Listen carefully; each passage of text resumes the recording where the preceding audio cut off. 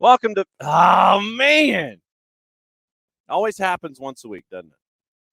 Always happens once a week. Now it's morning. You get your sequences, you sit there and you think you've got everything all figured out, and then all of a sudden you don't. Yeah, that's about right. Happy Friday. We've got a lot to talk about, and I mean a lot to talk about. And we've got a mini weekend whip around in hour number 2. In hour number 2, we lead off with Jack Collison, and we'll catch up with him about Huntsville City and getting ready for Atlanta United 2 and the playoff push in MLS NEXT PRO and where they are in the Eastern Conference. Right now, they're in the 6th spot with the 2s coming to town, and that'll be 7 o'clock Eastern time on Sunday. Pregame show here on the SDH Network at 6:45. Soccer Down Here, Soccer Down Here app, soccerdownhere.net. Spreaker for those of you that have iPhones. It's like speaker with an R in the middle. Spreaker, search, Soccer Down Here, college football content, search, Spreaker, search, OSG Sports. Anything not soccer is over on the OSG Sports side. Soccer, SDH. We'll have the Hunt City game. Jason will be there, and Jason will have the call for you. So really looking forward to that one. Really looking forward to having Jack Collison on, coming on at 10 o'clock Eastern time. A lot of news, a lot of stuff, and a lot of things that we've got to get through this morning because there's a lot of stuff. And we'll start with last night. And I did find out that remember we were talking about South American qualifiers? It is separate from your Fanati's subscription. So you're having to do the pay-per-view even if you have Fanati's. But you do get AFCON for free as a part of your Fanati's subscription, fntz.co/soccer down here. So last night, we were rolling through everything in the qualifiers. Early game, Paraguay and Peru, they were a goalless draw to plus 236. Colombia beat Venezuela at a minus 345. 1-0. Your nightcap, Argentina and Ecuador. And yes, bam, I watched the end of it. Carlton in control until the end, and I know that with the goal of 25 seconds to go, we're talking AFL really quickly, made it 74-68, but they couldn't. They had so many chances to get it inside the 50 with 2 minutes and counting, and they couldn't quite do it. Carlton led the entire way. So one into the other. Happy Friday, Ricky. Okay, so Bam doing the public service when it comes to watching games. VPN FIFA Plus. So that is what Bam is suggesting. But last night, it was on Telemundo and Telemundo Sports here in the States. And Ecuador was hanging around. They were hanging around. They were bottling up Argentina offensively, had a couple of key saves, and Moises Caicedo was trying to get on track, and it was goalless. Goalless until about 12 minutes to go. And I don't know, Morning Tom, I don't know if we are just, if we are to expect things like this now. You sit there and you're watching, and the moment just lays itself out for you. And you're sitting there going, this, it would make sense if something happened here with 12 to go. Goalless draw, set piece from about 24. And then this dude stepped up. And you kind of had a feeling, didn't you? Courtesy of our friends at Telemundo Sports. Andres Cantor on the call. Ahí está con sus nuevos botines. Messi. Le va a pegar el capitán por la apertura del marcador. Ahí va Messi. ¡Messi!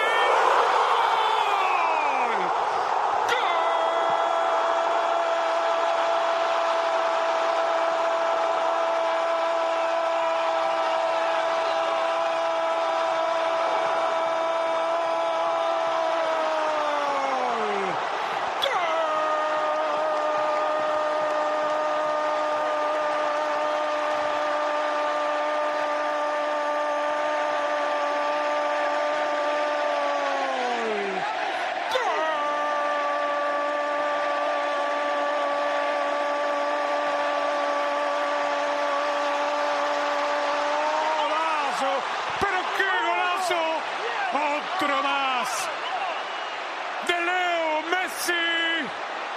¡Qué golazo hizo el capitán!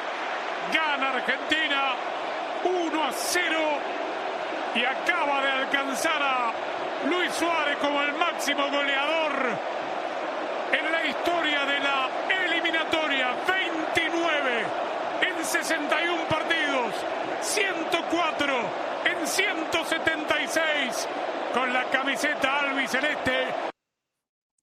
A 14, a 12, and a 9 from Andres Cantor as Messi becomes the leading goal scorer over Luis Suarez in the competition.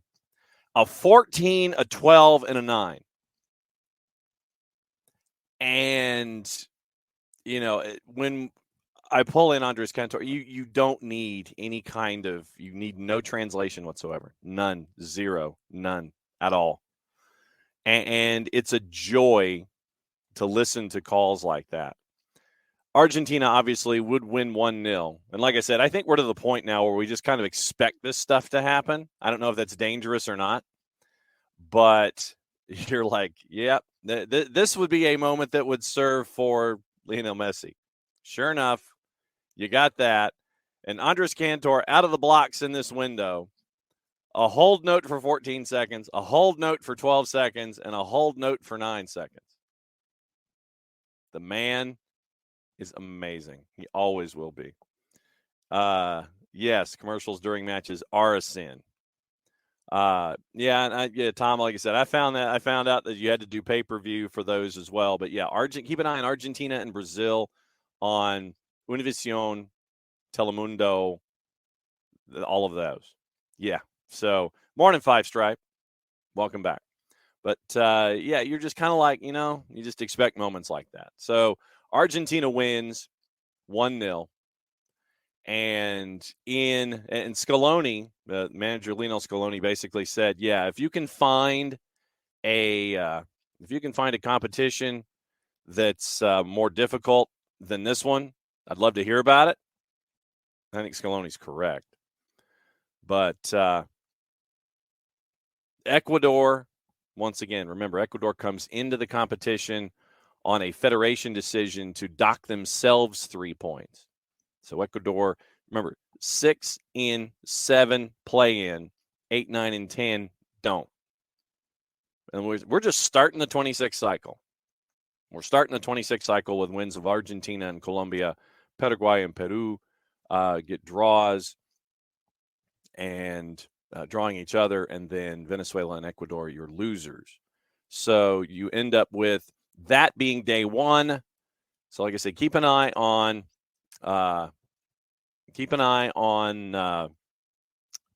Telemundo and Universo, where you can watch Brazil and Argentina today, 7 o'clock, Uruguay-Chile. Uruguay big favorite at a -161. Brazil massive favorite at 8:45 going up against Bolivia, who is a plus 33.26 in the composite. Morning, Joe Boss. Glad you're back. So, no, did not. I did not watch the Tax Haven Cup yesterday. Virgin Islands, Cayman Islands. So, but you got that, and we'll get into cheat sheet, and we'll let you know what's where and what to watch and all that kind of stuff later. So, yep, another moment for Lionel Messi last night. Once again, thanks to our friends at Telemundo Sports for that. Yes, Georgia, Spain at noon. Oh, it is on FS2. Okay, so that is officially FS2. So you can keep an eye on Saba's minutes at FS2. Ricky Ricardo doing the public service as he always does.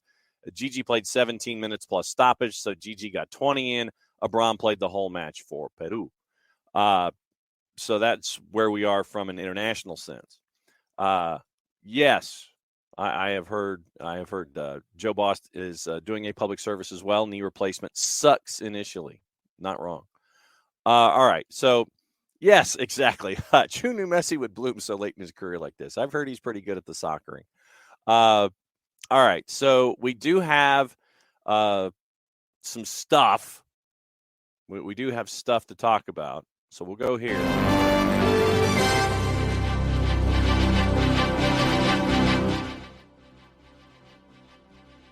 This came out just before the show this morning, and it has to do with our daily dose of Spain down here. Spanish state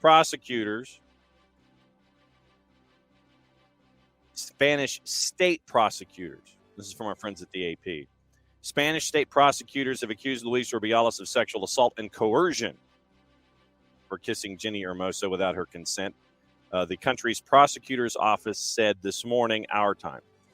Rubiales once again kissed Jenny Hermoso. Prosecutors presented a case against Rubiales to Spain's national court in Madrid 2 days after Hermoso formally accused him of sexual assault. According to a sexual consent law passed last year, Rubiales could face a fine or a prison sentence of 1 to 4 years if found guilty of sexual assault.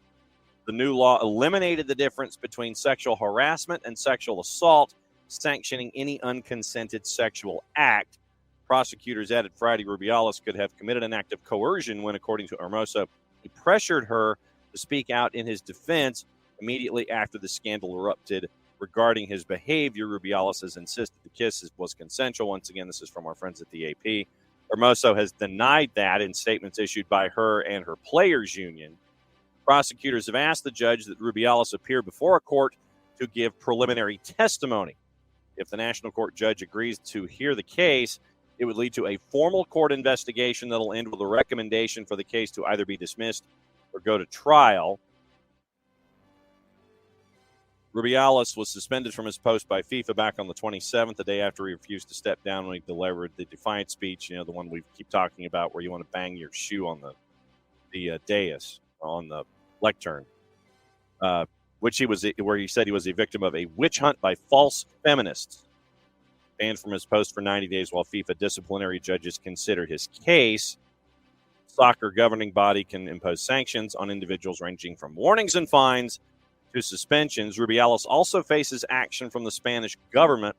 The government legal panel overseeing sports has opened a probe to determine if he abused his authority by kissing Hermoso or tainted the image of Spain with his conduct. He faces being deemed unfit to hold his post for up to 2 years. So that is your update on Luis Rubiales this morning, courtesy of our friends at the AP. So, busy morning for Luis Rubiales, or busy afternoon, our time. And that is part of a very, very busy time in Spain, by the way. And Goal.com, and I'm laying this in with this particular story. Jorge Vilda, by the way, says that he's still employed. He's still the coach. Let me get to the story that our friends at Goal.com have. And like I said, I will play this I will pair this as a part of the story that we're talking about. And it was, once again, it's like I just want to try to get a story paired, That's all I'm asking for. That's all I want. I just want to pair two stories together, and you're trying to find it, and it's not on the front page from where you were chasing things yesterday. You're not helping, Goal.com. You're not helping. You're not helping. Absolutely not helping. Yeah, probably just, Joe says he'll probably just get a fine, even though he may deserve more than that. And yeah, here we go. Okay, finally found it. Goodness gracious, took a while. Patrick Rowe at Goal.com. Jorge Vilda has vowed to fight his unfair dismissal in the midst of the Rubiales scandal. Vilda hit back. Following his dismissal, the head coach was offered a new contract by Rubiales after winning the World Cup, including a bumper new salary. Remember, he was jacking that up to $500,000 a year. Believes it is still valid. Quote, he told Radio Marca, I consider myself a coach until 2028. This is what my lawyers tell me, and even more so when there was already a prior and consensual agreement in the assembly. In the assembly, it was said publicly, but previously, that contract had been perfected with a 4-year renewal. Vilda's already vented his frustration at his dismissal, saying he believes his sacking was unfair and that he does not understand the decision. He and Rubiales are tight. Vilda's time in charge also marred by controversy. Remember the 15 players that didn't want to play. And they've replaced Vilda by appointing Monte Tome as head coach. World champs are due to action later this month in Sweden in the National League. So Jorge Vilda, he says, I'm still under contract, so therefore I'm still coach. I consider myself a coach until 2028. So fun with Spain down here in the RFEF. So that is that's your fun with Spain this morning, although we're not quite done with fun with Spain. Nothing like having your opening kickoff just be like Spain down here, here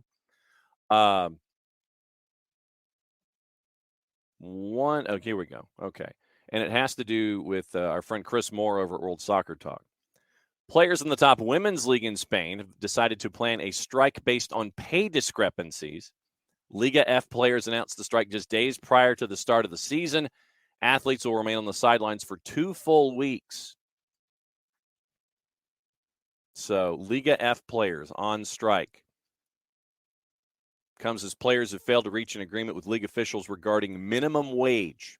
Spanish Players Association, a players' union, had previously been in negotiations with the top flight league up until the current week. Talks between the two sides previously began a year ago, soon after the league officially became professional. Current minimum wage for Liga F players is about $17,000. $17,000 minimum wage in Liga F in Spain. Players have been attempting to raise this to $26,000 for the current campaign, $32,000 ahead of the 24-25 season. Players Union says in a statement, quote, the aim is to make progress in these negotiations to achieve fair and dignified treatment for women footballers to address and reduce the existing pay gap. And FootPro_ES has the official communique that's attached to it. Liga F officials obviously see things differently. The league blamed the union for not budging on their demands. Quote from the league, the unions negotiating on behalf of the players showed absolutely no willingness to negotiate their salary demands. Liga F also claimed to be willing to raise the minimum wage to $21,000 ahead of the 23-24 season. However, the unions would not agree to the deal. Quote, the league, in order to avoid a strike, will not give in to pressure or accept proposals that would mean the economic collapse of the competition and therefore the failure of women's professional football. So keep an eye on that. So Spain, and a triple this morning. Spain, and a triple. We do have some other stuff going on around the world, probably attacking that in the 10:30 segment. Peter Vermes is not happy about Gadi Kinda being pulled for national team duty. And Peter Vermes, the normally he was very Peter Vermes-like, and Daniel Sperry was there. He had those comments. A lot going on this morning. Let's see if we can blow through some of the stories before we catch up with Jack Collison at 10 o'clock and go through what's there for the weekend whip around. Manchester United star Anthony, and this is from James Ducker at the Telegraph, facing fresh abuse allegations from 2 more women. Raisa de Freitas and Ingrid Lana have followed Anthony's former girlfriend, Gabriela Cavallin, in making allegations against him. Lana made allegations in a TV interview. De Freitas, an influencer and law student, claims she suffered bodily injury after being assaulted by Anthony and a woman in May last year, according to reports in Brazil. Brazil newspaper Extra claimed de Freitas reported the alleged incident to the Sao Paulo Civil Police on May 20 last year, for which she required hospital treatment. Another woman, Ingrid Lana, a banker, claimed in a television interview with journalist Roberto Cabrini from Record she was pressured by Anthony to have sex while on a business trip to England last year. Lana alleged Anthony invited her to his house and pushed her against a wall, which led to her banging her head. In the interview, she said, quote, he tried to have a relationship with me and I didn't want to, pushed me against the wall and I hit my head. My purpose was just business. Arriving there at his invitation, I realized he had ulterior motives, end quote. Anthony's representatives approached for comment Thursday night. Telegraph Sport understands Anthony strenuously denies all the allegations, and Manchester United has declined to comment. Night, Bam, I know it's been busy for you, especially with the playoff making its way all the way down to the wire with Carlton and Sydney Swans. You got Rugby World Cup coming up. You got a lot of stuff going on. Have a killer weekend. We will catch up with you on Monday night. Nasser Al-Khelaifi says there's no chance Saudi clubs will join the Champions League. He didn't rule out the prospect of playing the Super Cup or a similar fixture there. The explosion in spending in the Saudi Pro League, 878 million euro in fees alone, raised that idea because you've got CR38, Benzema, Neymar. Saudis possibly could lobby UEFA for the entry into competition in the future. Nasser Al-Khelaifi, who's the head of PSG and the European Club Association, no prospect of SPL clubs in UEFA, but didn't rule out playing the European Super Cup there. At the end of the ECA General Assembly in Berlin, he said if clubs were afraid of the threat from Saudi Arabia, then they shouldn't have sold them their players. Premier League clubs have done so. Liverpool, Man City, Fulham, and Wolves. Biggest fee realized was for PSG, who sold Neymar for 90 million euro. Khelaifi is also the chair of BN Sports, said it would be extremely difficult for the SPL to break into UEFA competition regardless of the players at their disposal. Quote, because today we're trying to develop and grow, let more European clubs participate in European competition. The smaller and medium-sized clubs want that. I don't see that there are other clubs coming from outside to Europe. Khelaifi continues, listen, I don't know what's going to happen in a few years, but today I don't see that from anyone out from outside will play here. If there's a Super Cup or something, why not? But to play in Europe in a competition, if you are not a European, you know better than me. I do not see. Greg Garza coming up in a couple of minutes to hang out with us and do our Friday free kick with our friends at Beyond Goals Mentoring. And we'll be catching up with Greg. And once again, so Greg at 9:30, Jack Collison at 10. We can whip around 10:30, and we'll blow through all the headlines as we go. Requested required reading for you this morning. It comes, once again, from our friends at The Telegraph, and it's a really cool article. Mike McGrath did it, and it is an article where he interviewed Lewis Dunk. And Roberto De Zerbi at Brighton considers Dunk to be one of the top 5 center backs in the Premier League. And it goes into the coaching style of De Zerbi and what you see from Brighton on the pitch and how initially everybody was really confused and disoriented trying to figure out what does Roberto De Zerbi want us to do. And now it's almost second nature for everybody. And Lewis Dunk goes into what it's like to play in this system for De Zerbi and how it might look scary, but to them it's second nature, especially when you're building out of the back and you're passing within 6 yards of goal and that kind of stuff. So very, very cool stuff from McGrath at The Telegraph and Lewis Dunk at Brighton about what is making Brighton so successful right now. Tom, with the financial news, FIFA confirmed a record high $736 billion international transfer spend. Is that all? $750 billion? Is that it? Oh, 7.36 billion. Sorry. Okay. Move the decimal place, John. Okay. That's better. All-time high $7.36 billion on international transfer fees this summer. Man, if it was $736 billion, we'd probably all be sitting here yelling at Chelsea. Announced in a statement, English clubs had the most expensive transfer arrivals from abroad, $1.98 billion in 449 transfers ahead of the Saudi Pro League, who collectively spent $875 million. $875 million in transfers. 9:30. We'll check and see if the man has his coffee. We'll see if he's got his coffee. We'll see what he has here early in the morning, because it is 9:30 on a Friday, and it's where we get to catch up with our friends from Beyond Goals Mentoring.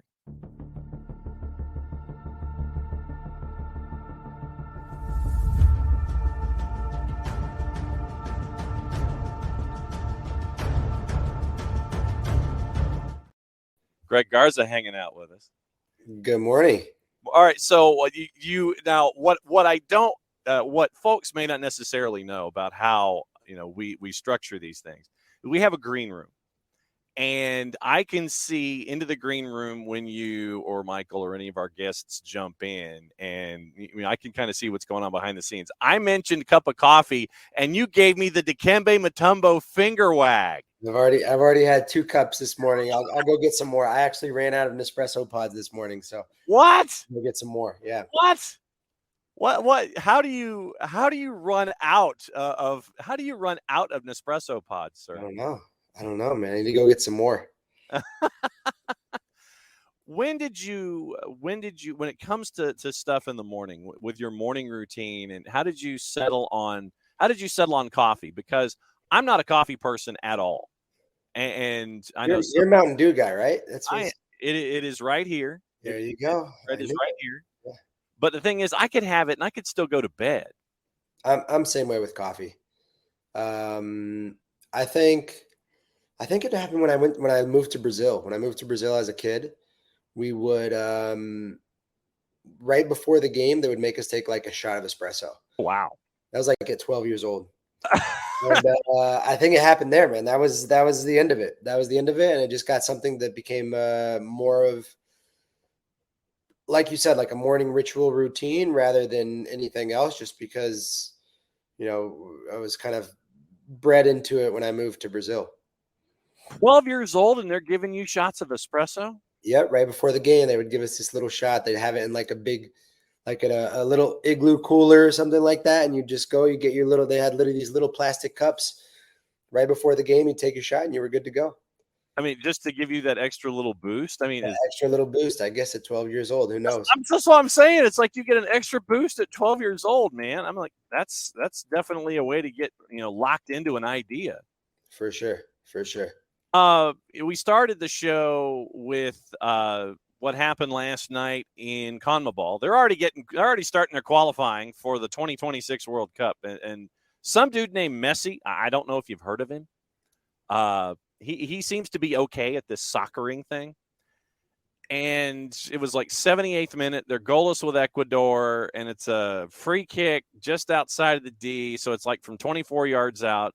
And I don't know why now we seem to be almost conditioned to a moment of Messi in these situations where it's late, the script writers are sleepy. It's like, all right, so what's going to happen here? Yeah, 12 minutes to go. Yeah, Messi gets a free kick. And sure enough, he smashes a free kick, and the Ecuadorian keeper was just flat-footed, and he just kind of looks to his right and he goes, yep. And there's nothing you can do. No, he's special, huh? My only concern now is I'm hoping he doesn't play the next game, because I think he did come off. He did come off that game, didn't he? Mm-hmm. He was extremely tired. And coach also pulled him off. So everybody who already bought their $600 tickets for the game against Miami in week's time, I don't know. My kids have tickets. I won't be here, but my kids will be able to go to the game. Okay. I'm really hoping that they get to see him. But I don't know. His next game is on Tuesday in Bolivia. At altitude. You got to fly back, get here Wednesday evening, play Saturday. Man, I don't know. I guess let's see if he plays the Bolivia game, and if he doesn't, then I mean, tickets right now are bonkers. So sell while you can, maybe. So when you have, I mean, let me get into playing at altitude here for a second. Playing at La Paz, which we know is not at sea level, as we say here on the show, somewhat tongue-in-cheek. That stadium is one of the highest, I think, on this planet where they have national team play. And so basically it's like Denver, on top of the Sears Tower. What is it like playing at altitude and having to battle all of the other stuff? It's like you're focusing on all these other things, and then you add altitude on top of it. Is that what it is? Is Denver on top of Denver on top of the Sears Tower? 11,952 feet. Yeah. I'm actually gonna have to do, because I played in San Jose, Bolivia. Okay. Altitude. Because 5280 is 10,560, and that gives you another 1,400 feet. Yeah. So it was like 2 Denvers and a Sears Tower. What does that do to? What does it do to you, man? I want to see this, and I'm searching. I'm sorry. No, go for it. That's the beautiful part of this. I have to see. Okay, here you go. Mm-hmm. Altitude of Ururu. This is where we play. We played against San Jose to Ururu. Mm-hmm. We flew into La Paz. We spent the night there for 2 nights, and then we flew in a little bitty plane on a dirt. This is Copa Libertadores, and we flew into a little bitty plane on a dirt like runway. This place is 12,254 feet, higher than La Paz. So all I remember is that we got off the plane, and the first thing that they offered us was Coke tea. They put a little cocaine in their tea. Whoa! Before games, and we had doping. I got called in for doping that game after the game. And all I remember is just like we were all thinking, so what the heck? Why are they? But I guess that's something that's very normal for them there. Wow. During in the middle of their games, they'll do they'll have Coke teas and put a little Coke in their coffee, just so they can withstand the altitude. Okay. I remember getting off that plane, and I remember I immediately had the biggest migraine. I had such a huge headache. And then I remember I went in maybe like the 55th minute. And I remember the first play of the game, they played a long ball, and I completely misjudged the header. And we almost got scored on. It would have been my fault. And I do remember against that team, we played them in Tijuana. It was our second game of the Copa Libertadores, and we beat them 4-0. And they were shooting from halfway in Tijuana. That's at sea level. Yeah. And I just remember being on the bench and being like, what the heck are these guys doing, man? Like, what are they doing? And then all I remember is that when we get there in Bolivia, they shoot off the kickoff. Yeah. They hit the crossbar. Yeah. Off the kickoff, and they hit the crossbar because the ball doesn't. You're like playing on the moon. Yes. There's no gravity, so it's it was interesting. Playing in those places are extremely tough. We had oxygen masks on the bench. I know there were guys like doing hits of oxygen during the game would come on. Like during the game, there was a pause or anything like that. We'd have our PTs have like hits of oxygen to take so you could keep going. Because you have you actually do have those canisters that you can sit there almost like a primatine mist kind of a thing where you can help you out. Yeah.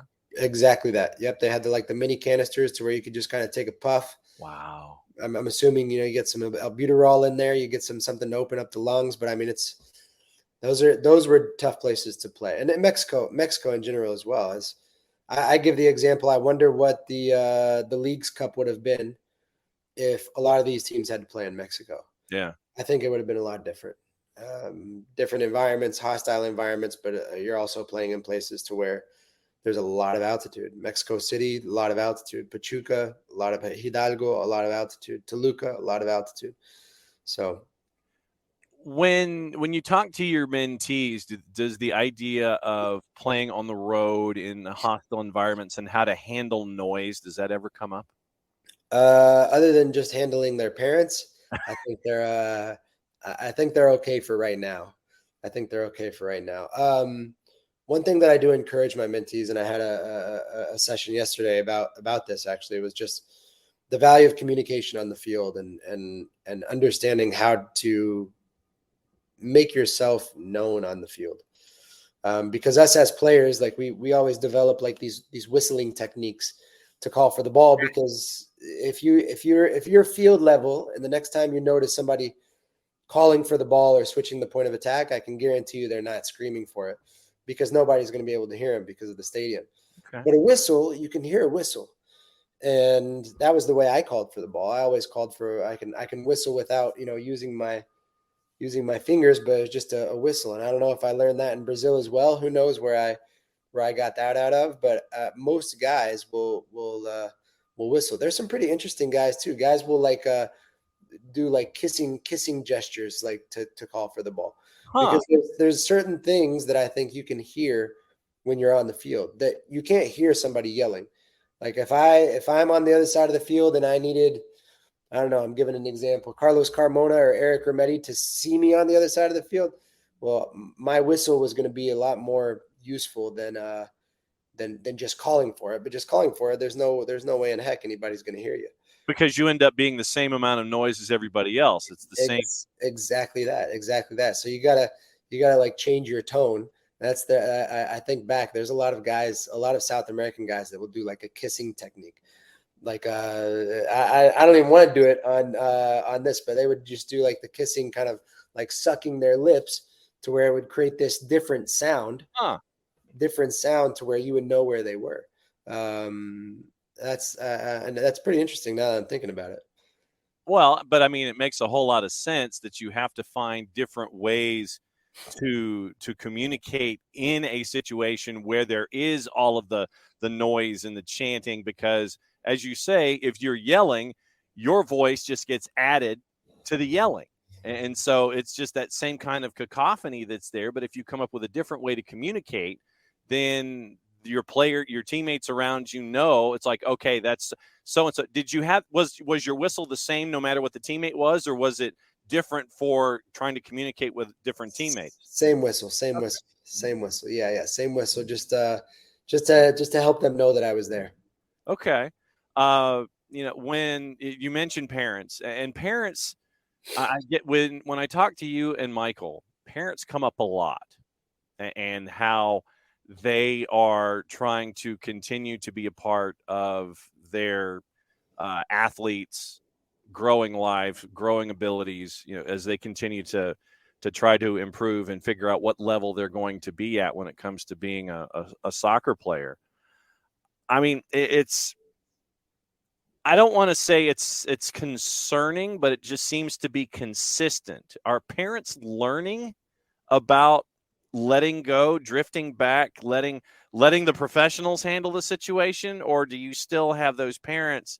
And Michael talked about parents coming to you when it's too late. A lot of the time, they don't anticipate. They're more reactive than proactive. But when it comes to parents in general, are they learning about, hey, these folks in general, these mentors know what they're doing. I need to lay back a little bit. Are parents learning now? I would say the majority of the kids that we do mentor, the parents understand. The parents have an understanding to where the wisdom and knowledge that they're able to offer is very much different than what we're able to offer, especially within the realm of kind of been there, done that, and have the experience behind it. I always tell parents, look, we serve as an additional asset to you guys. We serve as an additional asset to the coaches that surround the kids. And what I mean by that is additional asset of just primary support. And that's what kids need. They need support, and whether it's teaching new lessons or learning from different experiences, but also to continue to push them and help them find ways to always move forward. But we will come across parents every once in a while that just sometimes it's just a little too much. Sometimes their negativity towards what that player is, it's all moment. It's the moment itself. Yeah. Right? And sometimes as a parent, and I think we've all probably failed at it. I fail at it too, but sometimes in a moment of support, I might think of it as a moment of kind of trying to teach them a bigger lesson. In a moment of teaching them a lesson, we might provide a moment of just putting our arm around them when it should have been a kind of a nagging onto them.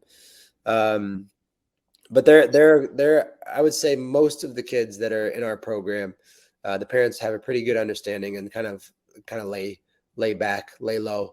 Do ask for feedback, do ask for certain things that they can continue to help with, but they give their kids the platform to share and the platform to be as honest as possible.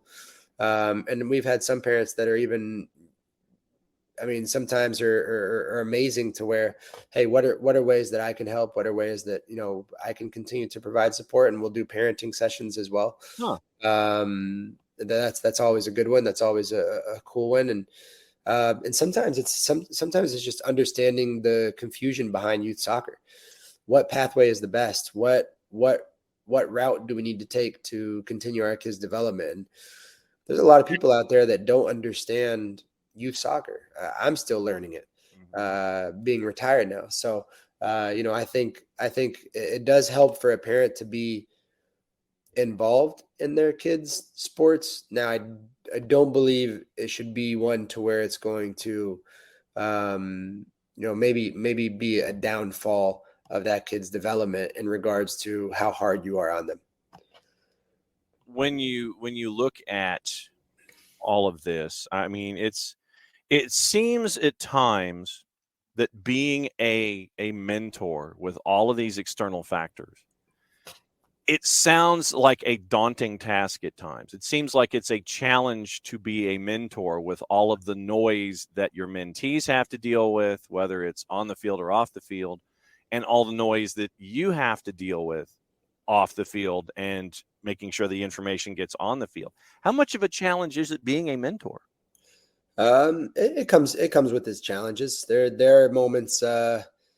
I've personally had a lot of moments to where some kids just break down, and sometimes you're I wouldn't say you're a therapist because I'm not a licensed therapist, but sometimes you're just that person that kid can confide in that moment. Then you kind of just put your arm around them and just kind of help them get through that day. And there's so many moments that at least I've encountered, and I'm sure Parky has as well, is you can kind of get a sense of what's happening. You can kind of get a sense of what's going on within maybe their household, within, maybe not having a good game or something that was said after a game. And I think those are the moments that, I mean, it doesn't have anything to do with being a good mentor. It just has to do with trying to be the best person that you can be. And I always look at things. There's no greater value in life than trying to help somebody. Right. I think helping someone who is in trouble or helping someone who needs the help, it makes you feel good that you've done something or done a small part or played a small role in regards to helping them get out of that slump or getting out of that tough moment. And you hope that you never hope that it'll be reciprocated, but you do hope it'll be that person can pay it forward. And, I think that's something that we've learned, that I've learned, at least with mentoring, is that, hopefully it's creating a space to where these kids can see, okay, this person has my back. This person is in my corner, but this is something that I can do for somebody one day as well, with all the experiences that I've had as well. Greg Garza and our friends at Beyond Goals Mentoring hanging out with us for the Friday free kick, as they always do, at BG Mentoring on the Twitters. Greg Garza, mercifully, is not on the 280 character app, and that's probably something that we all should think about it sometimes, or even if we're on it, don't look at it as much. You serve well by not being on the Twitters, sir. I mean, it's social media, man, and that's probably something else that you probably have to deal with when it comes to your mentees. What's going on Twitter these days? That's the thing. That's like all of the noise that you mentioned, the noise that kids get from their parents. But with social media being what it is, and it is a cauldron of noise, all of it, all on its own, there's either negativity or there's stuff that's floated out there, and it's somewhere where someone can come in, drop in 280 characters and get out. They can say their piece, get their jab in and go. I mean, it's got to be something that when it comes to your mentees, it's something that they've got to learn how to handle too, as a part of all of the external noise. Most definitely. I think anything that you see online or on the internet or even news, right? It's like, I'd say that one of the worst things for me was that right after the game, there's your rating. Yeah. There's your rating. And it's no offense to any of these guys who write articles, or there's guys here in Atlanta. There's guys that do it for US Soccer. There's guys, you have your rating after the game. And these guys who, you don't know what level they played soccer at. No. You don't know how far they made it in soccer. You don't know. I mean, we could really sit down and we could talk soccer. And I bet you I could come up with some rules and I could ask them, hey, is this legal or is this illegal? And they wouldn't know. Mm-hmm. And because there's a lot of funky rules out there. We used to do pop quizzes with our teams and see if you truly knew the rules of soccer, because there's a lot of crazy things out there that can happen. But it just sometimes you with these kids, you have to kind of explain that to them, that look, even in our careers, there's going to be people who are rating your game. And Parkey says it the best, right? Don't take criticism from someone you wouldn't take advice from. And, ultimately these ratings are critiquing your game. And there's no way in heck I'd take advice from that guy who's telling me that I didn't defend well. There's no way I'd take advice from that guy who's telling me I needed to do this on this one goal. Well, that's not going to teach me anything. It's just going to bring me down. So how can I use that information and take it to somebody that, okay, yes, I would be accepting of their constructive criticism. I'd be accepting of what they can do to help me, and everything else just kind of goes through one ear and right out of the other. Sometimes it's easy to say, hard to do, but I think you really have to help kids understand that as well, especially with the social media aspect. Here's my pop quiz question for you, though. Uh-oh. Throw in. Okay. All right. I'm throwing it in. I'm a left back, and I throw it in. Okay. And you're the goalie, and you let it go in the goal. Mm-hmm. Is it a goal? Don't touch it, though. I would say that it is. No, it's not. Okay, because it wasn't touched by an internal source. Is that it? An internal source. You know what it is? It's a corner kick for the other team. Ah, okay. And we have folks who are chiming in on the Twitch pitch who are saying no goal. They get that.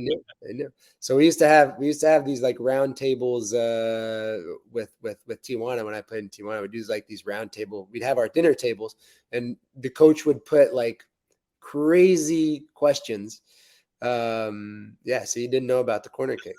It'd be a corner kick, even though it went in the goal. It went out of the inline. Because it's a change of possession, because it wasn't touched by an internal source. Yep, exactly. Okay. So look, I want to try and do this in youth soccer for a ref in youth soccer here in the United States and see what would happen. And I would like to see the parents react to something like this, right? Because I've been involved in situations, even now with my kids, to where something like, not like that happens, but something similar. And I just sit there and I'm just going, oh man, I'm just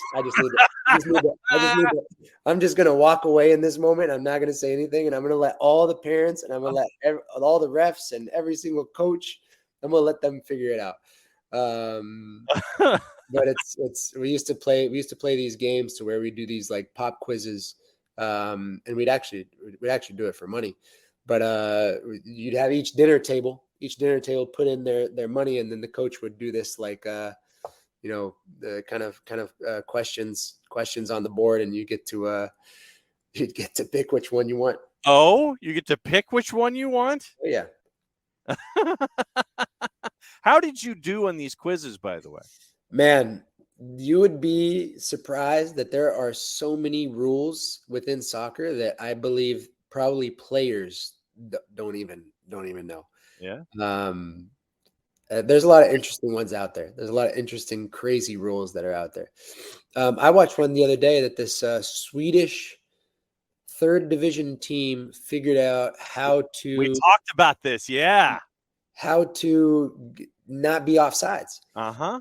I watched that the other day, and it was so interesting to me. That's the only thing I think Instagram and TikTok. I guess I don't have TikTok, but I guess the only thing Instagram that I that's on my like explore is all like soccer highlights of Romario and Ronaldinho and all these guys, and just crazy soccer things that are just blow your mind. But that was an interesting one as well. That he defied the offsides rule by putting it in that 90-degree angle. Yes.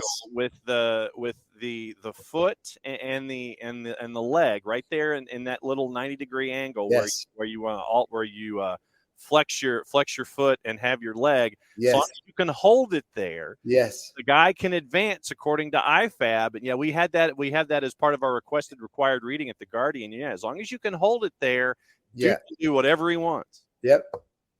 That's pretty interesting. Very cool. Before we let you go, one other topic I wanted to talk about this time around is dealing, because it kind of goes back to the Messi idea. when it comes to dealing with stars, either on your team, knowing that that dude is far and away better than anybody else on your squad, or having to defend that guy, how do you talk to your mentees at all about star power and navigating these elements of the game where, all right, I've got to either slow this guy down, do my best against this guy, knowing that he may still get his by the end of the day? What's it like going, for mentees going up against dudes that are far better than you are right now? Yeah, I use the old Pele saying, is that Pele's dad would always tell him, every time you step on the field, everybody's equal. Okay. When you step over the white line, everybody's equal. There's going to be a winner and there's going to be a loser. And I mean, we can look at all the games that Messi has played to where he hasn't been able to win, right? There's been a lot of games, right? And so, I think that's the mindset you have to go in. Just knowing that once you step on the field, is he something that is extremely special and he can change the game and within a second, but he's still a soccer player. He's still on the field to where a result can go either way. You never know what the result can be. So how can you kind of think more towards the result going your way than worrying about just that one player? All right. So what's going on with Beyond Goals these days? Same old, man. Continuing to grind and create opportunities for ourselves and help these kids continue to grow. Hopefully, not only as great players, but also as great people, man. Love it. Greg Garza and our friends at BG Mentoring for the Friday Free Kick. Greg, go get your Nespresso pods, because I know that you are out and you need to have them there at the Casa. Sounds good, man. Thank you, guys. Be well, my friend. You too, bud. Have a good weekend. Greg Garza hanging out. He's going to go chase after Nespresso now.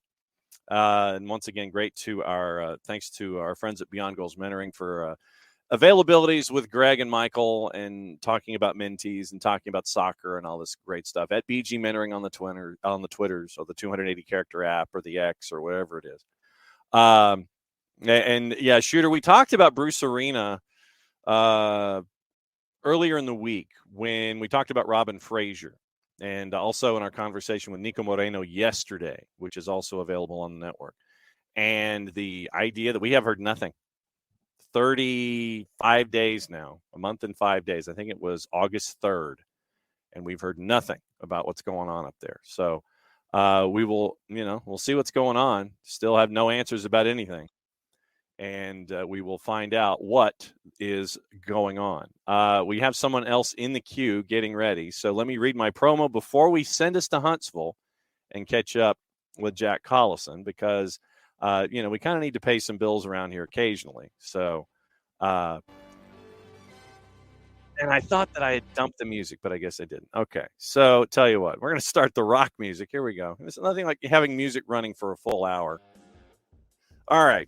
Our friends at Eliminize Service help us through everything. QR code over my left shoulder for those of you watching on Twitch, on Facebook, and on the 280 character app. I almost said the Twitters. It's not that anymore.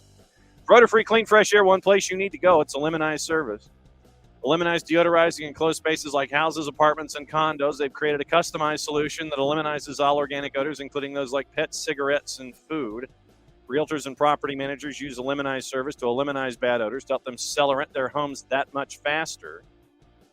Eliminize offers a turnkey process, makes it easy to work with realtors and property managers. I still have to find out what a turnkey process is, but it sounds good. Eliminize Service, kind of the environment, offering a green way of getting rid of odors without any kind of toxic residue whatsoever. We like that.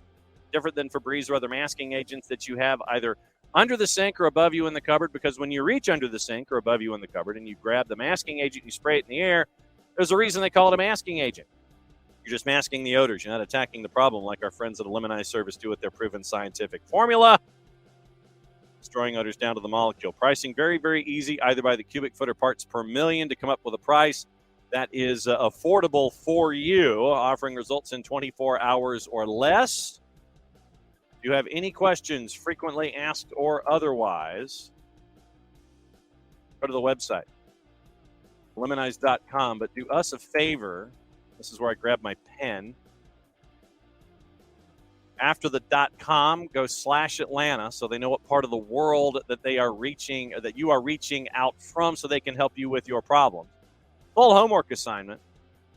Eliminize.com /Atlanta. ELIMINIZE.com /Atlanta. Eliminize.com /Atlanta. Eliminize.com. Proud sponsors, Eliminize Service, proud sponsors of everything SDH every day of the week, but since today is a Friday, they're sponsoring us on a Friday. Jack Collison coming up just around the corner. Yes, Hutch, that is absolutely correct. Old Mother Hubbard went to the cupboard to get her poor dog a masking agent. Speaking of that, the rowdy man is probably going to have to get an allergy test, because we think when we were cleaning the carpets, we ended up doing something that wasn't just, like straight baking powder or whatever, or, like just straight hammer stuff. Then what we ended up with was something that, has like, odors and kind of light and fluffy stuff. And so the rowdy dog, he's been scratching, so we're probably going to have to get an allergy test for him. We are now in hour number 2, which means one thing. Means we go to Huntsville, Alabama, and we catch up with the man who's in charge at Hunt City. Friend of the network, friend of the show. Good morning, John. How are you? Morning, Jack. Jack Collison now hanging out with us. And first and foremost, how many cups of coffee have you had already this morning? Yeah, not enough. But we've been running around like crazy getting set up. But it's great. We're training over at the stadium today, and it's good. It builds that excitement, especially going into such a big weekend as well. So ready to rock and roll, my man. All right. So let's go ahead and lay it all out. What has it been like so far? I mean, right now, last time we talked was early in the season, and we got to kind of see what life has been like for you, starting with the first 7 on the road, then coming to Joe Davis and kind of, getting the engine turned over there. You're in a playoff spot right now, locked in the same number of points north of the playoff bar with Chicago Fire, but you've got the tiebreaker right now. How does it feel with only a couple of matches to go in the season to be in the playoff picture? Yeah, I mean, let's have no wins after the first 7 was obviously quite a difficult spot to be in. But, I mean, I said all along, I always felt like we were close. And I must say, fair play to the players and the staff for kind of sticking with us and trusting the process. And then probably since then, we've been one of the probably top 3 or 4 form teams in the entire league. In terms of results, we've had some really, really positive games at home in particular. We've put in some really good performances. And I think just by breaking it down, I know it's very cliche, but just focusing on the process and sticking to what we believe in has been a real positive for us. And now 3 games to go, a little bit of a cushion, but it's so tight, and all the teams around us are obviously all fighting and pushing for the playoffs. But I mean, you would have gave us this after 7 games, we would have bit your hand off. 2 home games, 1 away to a team in and around us, and a little bit of a cushion with an opportunity to try and get in the dance at the end of the year. What has it been like for you in Huntsville there? And I mean, do you have to, are you recognized in the stores when you're going shopping with the boss and everybody else? Do you have to hand out index cards knowing the question? Yeah. The autograph on them? What's it been like? No, do you know what? It's been incredible down here, John. The community have really taken to the team. I mean, I was getting a bit of a feeling when I come down and the stadium was being built and was getting introduced around and that. But I mean, since the stadium's opened and the home games, you can just feel the energy around the town. The guys have really taken to the team, and in return, the team put in some really good performances. But don't get me wrong, there's been some bad times and some bad moments, and I must say the fans have been very consistent. And I think it does certainly give us an edge when there's them tight games, especially with the last 10, 15 minutes to go, where it's on a knife edge and the boys are getting tired. To have 4,500, 5,000 people behind you driving you on is a massive thing. So as I said, with 2 games to go at home out of our last 3, and obviously a massive one against Atlanta United this weekend, we're in a really good spot and we're happy. No doubt about it. And, of course, we couldn't let this go. Jarrett Smith now joining There he is. hour number 2. Jarrett with Jack and me. Go ahead, Jarrett. Hey, Coach. Good to talk to you again. it's been really fun watching y'all this year, especially with the stretch of road games to start the year, fighting through that and coming in to a really good stretch at the end of the season. What's been, for you personally, what's been the biggest thing for your growth as a coach over the last year since we really last talked? Yeah, I'll be honest. I'm not sure if it was a bit of naivety or maybe just a bit of youthfulness still within me. Coming in, probably not, I would say maybe potentially underestimating how much work goes into building an entire new team, a new squad, going into a new stadium, training ground, and just understanding there was a lot of small little issues that I think had big knock-on effects. And then obviously being on the road for the first 7 as well. There's not many direct flights out of Huntsville, so some of the travel was quite interesting. No direct flights out of Huntsville? There's only about 4 places we can go to on a direct flight. So, yeah, quite often long layovers and things like that. But I think the biggest thing, or I'd say the biggest 2 things was really trusting in what we believed in, and not coming too far away from that, not completely ripping up the script and starting all over again, believing that we were close and just knowing if we could improve slightly, we'd get the results. And we've really stuck to our guns this year, and I'm really proud of the guys and thankful for their buy-in and openness to kind of try to play the way we want to try and play. And then the second thing, I mentioned it earlier, I had a good chat with the GM here, Mike Jacobs. And he said, look, we're not worried, we're not stressed. He said, just focus on the process, focus on what you can control day in, day out. And as long as the boys are doing that, you won't be far away when it really matters. And that's been a big message throughout. We didn't look at the league table for probably 3 or 4 months. And obviously it looks a little bit brighter now when we look at it, but we'd certainly like to get over the line and kind of finish off the job. But yeah, I think overcoming small challenges earlier in the season, and as I said, the biggest thing for me was just trying to be consistent. And don't get me wrong, we got stuff wrong at the start. We certainly had some difficult moments, but just that consistency and that willingness to bring it every day has been a big part of the turnaround, I'd say. How do you not look at the standings for a couple of months? I mean, it sounds like a difficult task, especially with social media and everyone around you sitting there going, hey, you guys did X, Y, or Z. How difficult is it not to look at standings and papers and not get locked into that and just stick to your philosophy, knowing it's going to work in the end? Yeah, I think having a good support group around us, a real good, strong set of staff members. They hide the newspapers, right? Yeah, honestly, the fans in the community were so supportive, despite the lack of results early on, which gives you confidence. And obviously support from the hierarchy above. Gary Smith, fantastic. Mike Jacobs, fantastic. And it just gives you that belief in what you're doing. And I mean, even till last week where we got spanked by New England, we hadn't lost a game all year by more than 1 goal. So knowing that we were kind of in every game and very close to what we wanted to achieve just sort of keeps you going and keeps you pushing along. And look, the boys have been fantastic. I must say, massive credit to them. They really do commit. They bring it every day.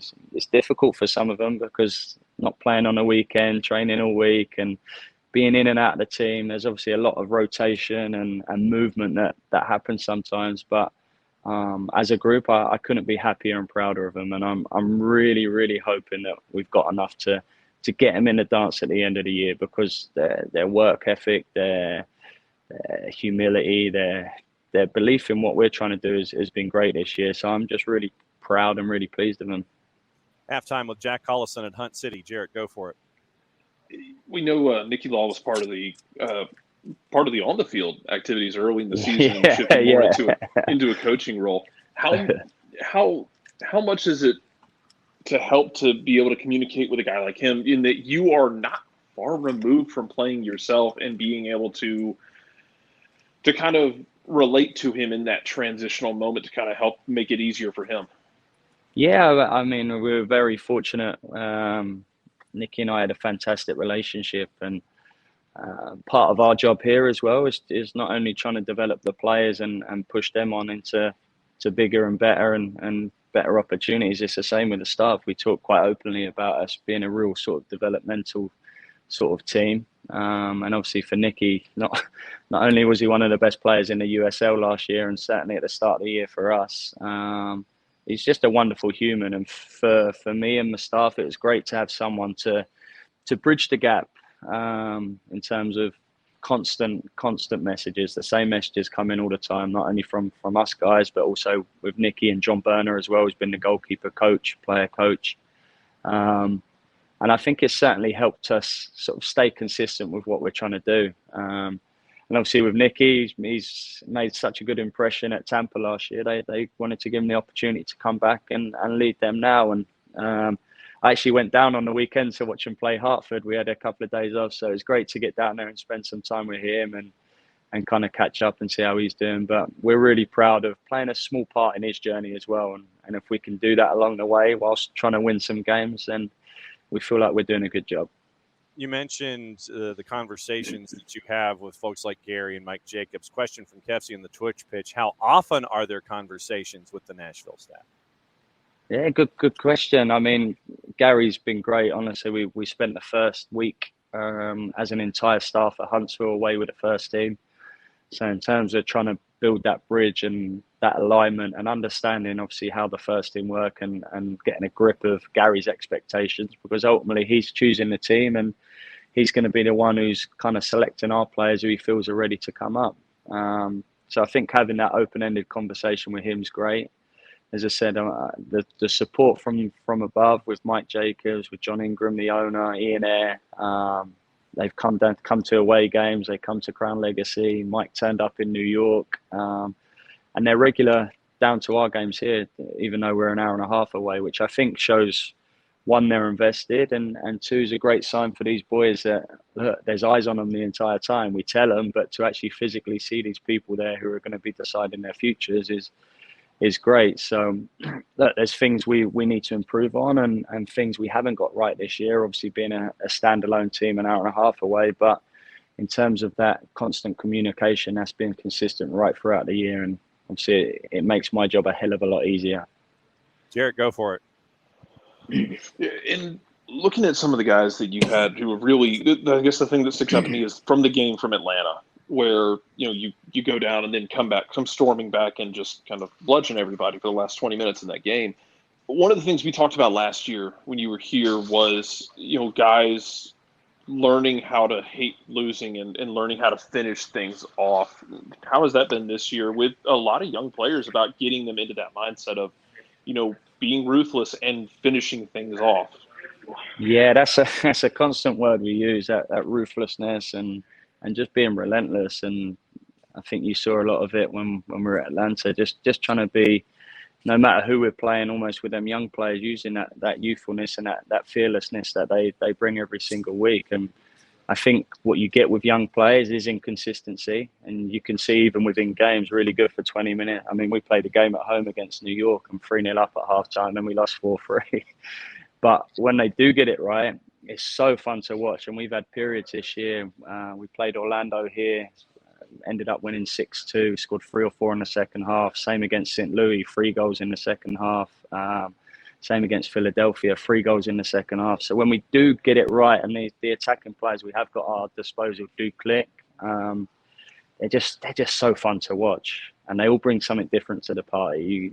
Jonathan Bolaños, for example, has got world-class pace. Nebi Perry, who played in the away game and come on and made a real big difference, is just sensational when he's on form. Kemi Amici, I laugh and joke with him. I said, Kemi, you're the only shirt I'm going to buy in the last 25 years, other than Messi's. I said, you're the only shirt that I'd ever purchased. Because for me, he just embodies football and what it's about. It's fun when he plays. He's extremely talented, and he cares. Like, he's got a proper love and passion for the game. So for me to get an opportunity to work with players like this and kind of help guide them and be a part of hopefully them guys making the next step is just a real thankful position to be in. 2 more questions, because I know you got to get ready for practice. 1, all right, what's study hall been like getting ready for the twos this weekend?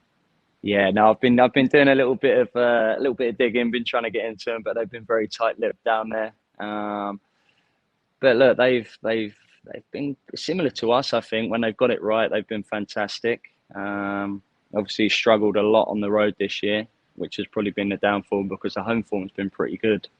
And I think the bonus and the benefit I've got is obviously knowing a big bulk of their players inside out. So being aware of the dangers that we're potentially going to face. Obviously, Nick Firmino, I was a big part of bringing him to the club and signing him. So it's been incredible to see him have a real breakout year this year.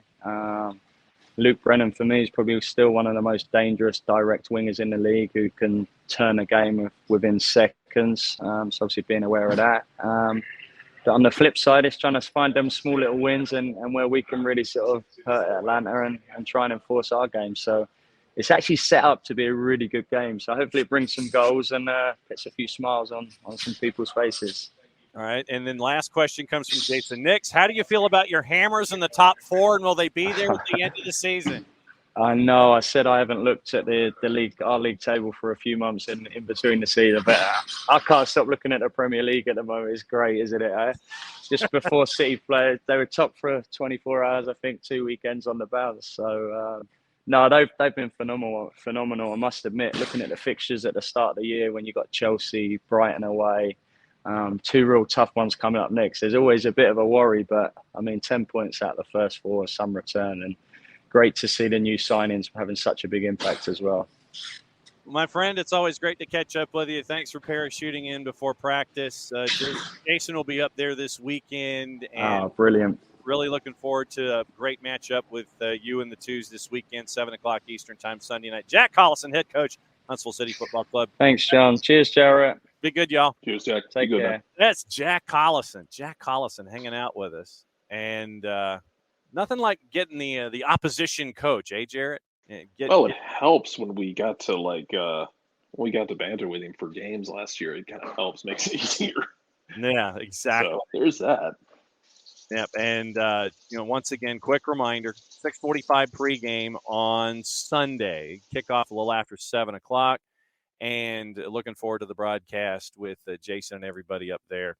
So it'll be fun. And remember, also a part of this, Chicago Fire, who is the other team, is a part of this discussion. Yes, we know Atlanta United too has to hopscotch Philadelphia Union and NYCFC, but right now the 6 and the 7 are Hunt City and Chicago Fire 2, both at the same number of points.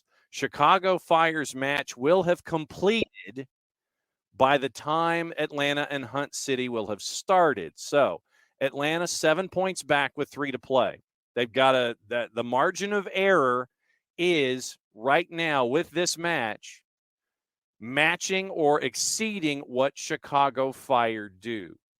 If Fire lose, Atlanta United just needs a point to continue to be a part of that discussion. Obviously, Atlanta wants to get, they want to max out with points there at Joe Davis as best as they can. But the first step is match or exceed Chicago Fire's point total from the match at 5 o'clock Sunday afternoon.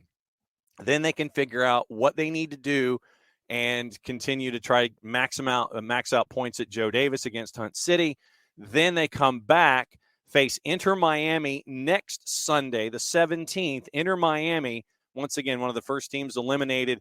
And obviously, with what's going on, they've got folks who are playing this weekend that getting called up because of 9 absences from Inter Miami in the match against Sporting Kansas City. And we'll talk about that coming up in the whiparound. But after that, then if they get to that point, then last day of the regular season, they're in Columbus. Crew 2 could have their future already decided. It may not be a match that they need to play for. So once again, the result could be there for Atlanta United too. So biggest thing is keep an eye on the Fire match. We'll do all the math for you. Have all of it at halftime. 6:45 starts. 7 o'clock is the broadcast here on the SDH network, on the SDH app, and soccerdownhere.net. Whew. That's a lot of math for a couple of matches left in the season, Jarrett. Then don't do the math. I don't trust you to do math anyway. It's okay. No. Yeah, it's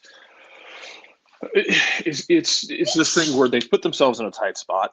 Atlanta has, and now you're dancing with fire. Mm-hmm. And great result last time out. I mean, look, Cincinnati went down a man, and we'd seen Atlanta get kind of, Jack talked about being naive. I think Atlanta at times was naive earlier this year when they, would go up a man. and not just punish teams. Mhm. They really did punish Cincinnati for chunks of that game. Cincinnati crawled back into it, down a man in the second half. You get the red card for Atlanta that evens it up, but then Atlanta kind of stabilizes the ship after that. You get the last goal to really put that game away, and it was you want it to be simpler than that, but still a good result, and it's still good fight, what you're looking for from the kids in development. Now you have to go and deal with Huntsville. In Huntsville, it's going to be hostile. It's going to be chaotic. It's going to be tough. And maybe you get it across the line, maybe you don't. But there's stuff still to take away from it and stuff to learn from it all. So just you gotta have your players step up in those moments. Yeah, because you're going to have Nicholas Firmino step up, Luke Brennan step up, Jackson Conway step up. Go ahead. No, just it's Kefsey just wanted to know if the Huntsville team gets to practice with Nashville, not during the regular season. They do get activity in the preseason and during breaks, but not really during the regular season because you've got two different teams going in two different directions. But yeah, Jarrett, to your point, you've got a lot of folks that we've seen from the twos who have been able to step up in these kinds of moments. And Jack mentioned Luke Brennan. He mentioned Nick Firmino as, 1 and 2 when it comes to folks, for the John Nelson spot shadow in your imaginary game open. You're looking at Firmino. Obviously, he's chasing Golden Boot. You're looking at Luke Brennan, who teams have adjusted to in the second half of the MLS Next Pro season. Constantly now, Luke is not able to run roughshod up and down the right wing in attack. You're seeing folks double teaming Luke Brennan now over the last month to 6 weeks. But what that does, once again, is that leaves somebody open. And so finding that connecting pass is key here too. Yeah, and that's the thing, is it's going to leave someone open. Someone else has to step up because he is getting done for a reason, because Luke has been outstanding. Mm-hmm. And when he was just playing 1v1 against teams, we saw it against Huntsville. He was causing problems, and he was in a bit of a back and forth affair in that game where he was winning some, he was losing some, but it was a really good matchup. But he had some games where he was just dominating that right attacking side, left defending side for the other team. But if you're going to pay that much attention to him, then you need someone you need the other side. You need another part of the field to punish that much attention. It's just positional gravity. I mean, Brennan's going to attract attention. He's going to attract gravity. You need the other side to be able to make plays and make something happen and take advantage of all of that gravity he creates. Because Luke doesn't matter that he's getting double teamed. Luke's still going to try and get his. He's still going to try and impact the game. So when he does that, you have to have somebody else be ready to take advantage of that. Yep. And so we will be looking forward to seeing what that's going to be all about. Pre-game show, you'll hear from Steve Cook. You'll hear from Nick Firmino. And obviously you'll hear from the conversation we just had with Jack Collison. Halftime will keep you up to date with what's going on, who's in, who's out, if anything changes standings-wise when it comes to everything in MLS Next Pro. Once again, 6:45 pregame, 7 o'clock kick, Eastern time, Sunday night. Big match for Atlanta United 2 as they go up against Hunt City, their penultimate match away from home this year, as they have 3 matches to go. And we do have a bit of a weekend whip around. Patent pending, trademark coming sooner, hopefully, rather than later. And we have 5 matches in Major League Soccer because folks have to make matches up. And you're looking at teams that are going to have some absences when it comes to international play. And all of these games are going to be on Apple TV and MLS Season Pass. So nothing on the free side and nothing on any of the over-the-air partners this weekend. But in Weekend Whip Around, you start off at Audi Field, 7:30 kick. So 7:39 kick, 7:30 start time, 7:39 kick with the if John Eustace has his way, the future manager of Birmingham City, Wayne Rooney, who has been outspoken recently about not being able to sign folks to the numbers that he would like. And he is voicing his own frustrations, and it looks like Wayne might be on his way out the door if the Birmingham City job does open up. 9-12-6, entertaining 9-9-9. And, there isn't a whole lot that can beat 3 9s when it comes to poker, but we'll get into juice boxes here in a bit. DC and San Jose met 6 times since the start of the 2015 season. In that time, both teams have recorded a win, a draw, and a loss, both home and away. So basically, this series means absolutely nothing across the board. No advantages whatsoever. DC beat Chicago 4-0 last week, largest margin of victory since a 7-1 win over Toronto in July of 21. DC's 20th regular season win by a margin of 4 goals or more, tied for the second most in MLS history. LAG with 31. San Jose has won 2 of their last 46 regular season away matches against Eastern Conference competition dating back to May of 2012. They've lost 35 of them. One of those was a 2-0 win over DC United in August of 2015. Jarrett, no offense to you and your Quakes, but I'm not proceeding any further when it comes to this particular matchup. Don't do it. Just leave it alone. DC's a minus 125. Your draw's a plus 286. San Jose is a plus 319. Oh, 319. No, I'm doing it. I'm sick enough to do that. Okay. I'll take 319 and Wayne Rooney just getting mad. Buda, Gruezo, Trauco on international duty for San Jose. For DC, it is Eric Davis, Jose Fajardo, and Andy Nahar. So those will be the folks who are missing in this particular matchup with DC at 7:39, taking on San Jose. And this is the one that we talked about with Nico yesterday. Messi and friends, who are all on international duty, it seems. 7:39 kick, hosting Sporting Kansas City at DRV PNK. Here's your numbers. Initially, this one started out, believe it or not, Jarrett, at a minus 200 for Inter Miami. Then the international break popped in, and the juice boxers were like, yeah, we need to adjust this. Plus 110 for Messi and friends. Sporting is a plus 218. Your draw is a plus 278. As 7-14-4 hosts 8-11-8. Here's who's missing, by the way, for Messi and friends. Azcona, Calendar, Kramoski, Gomez, Krivtsov, Joseph, Messi, Ruiz, and Robert Taylor. Sporting has Gadi Kinda and Marinos Zionis missing for Israel and Cyprus. And in true Peter Vermes form. Say, touch on that Gadi Kinda one.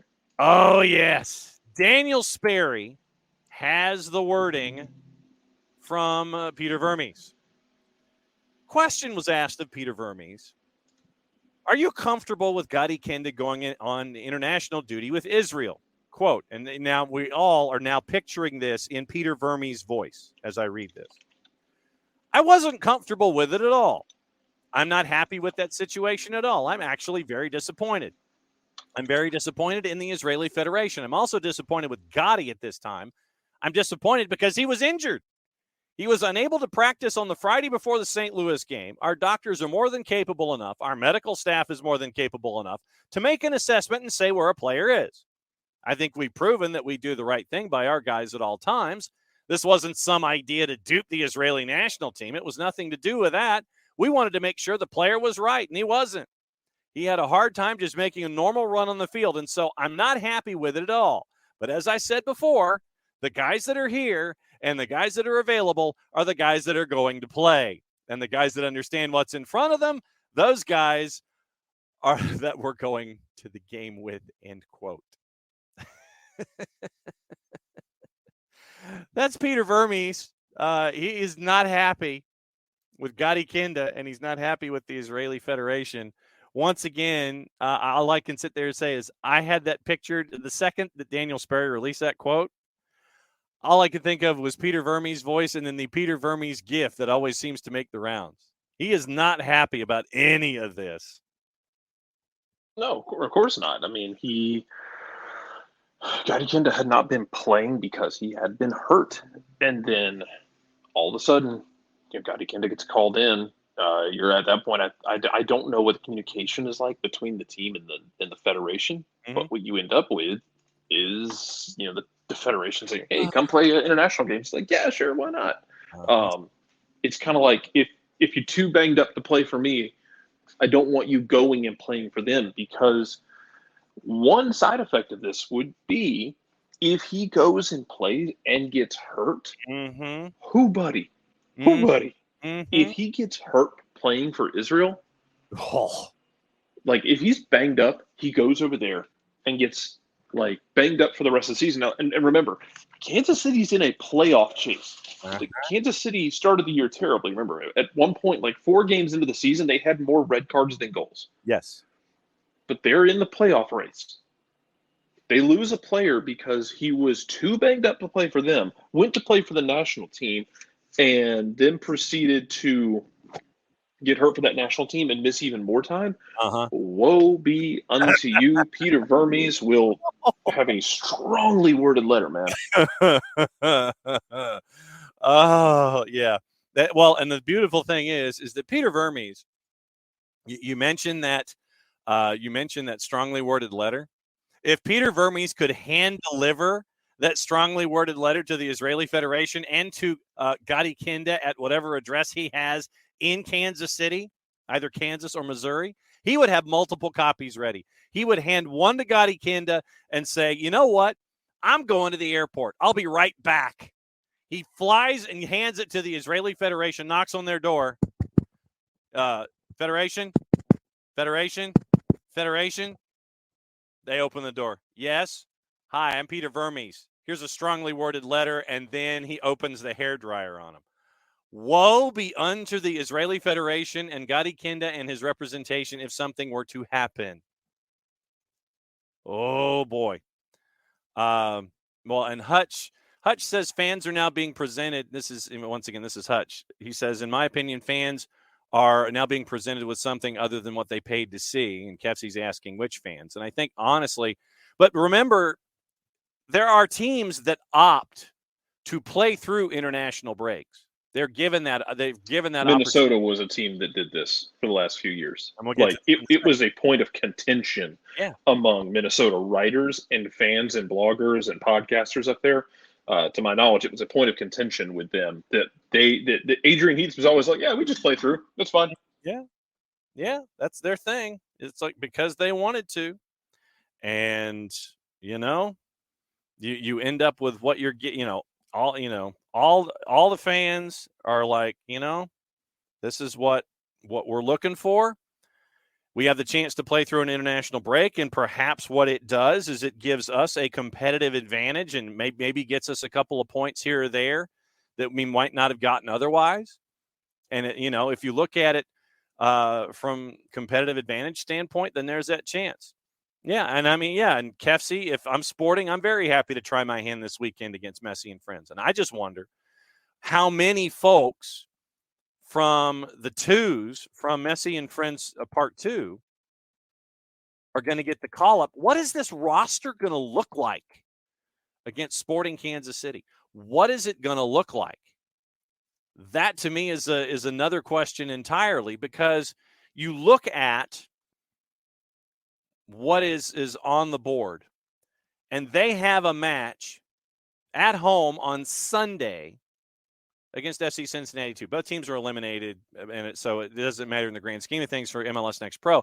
But how many of the MLS Next Pro guys for Messi and Friends Part 2 are going to be on this roster for this matchup against Sporting? And just think once again, if the knock-on effect had been that if this was, if Cincinnati or Miami were chasing after a playoff spot in the Eastern Conference in MLS Next Pro, what would happen?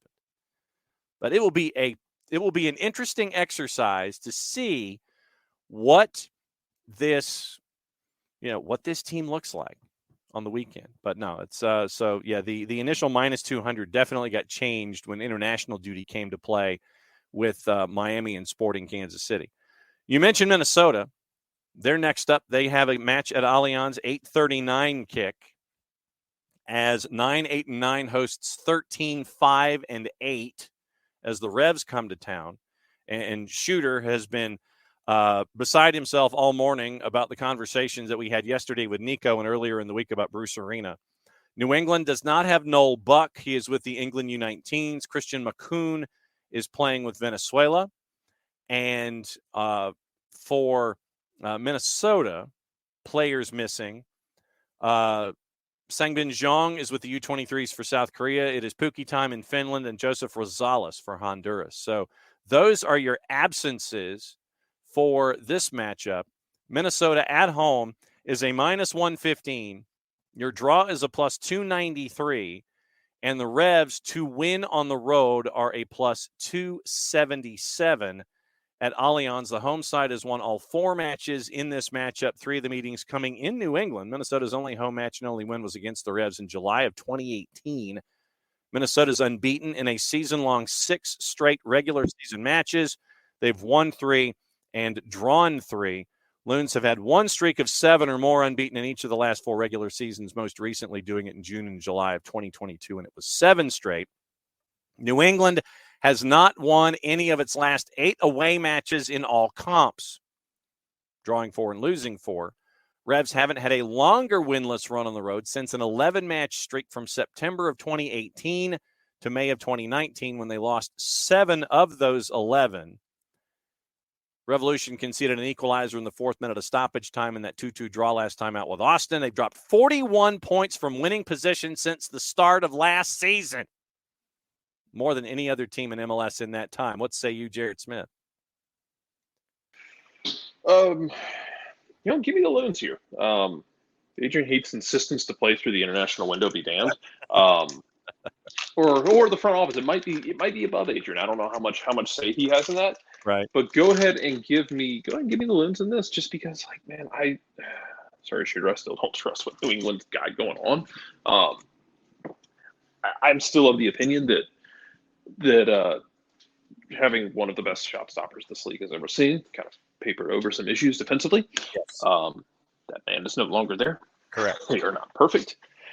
Yeah, man, like I don't ever really trust the Loons to do anything. No. They're just kind of the Loons are just kind of there. Yes. They'll go on these little stretch runs where it's fun, but they're just kind of there. And Reynoso is good, but they're kind of like just kind of along for the ride. I don't like they're in 7th place. Yeah, they're in 7th place right now.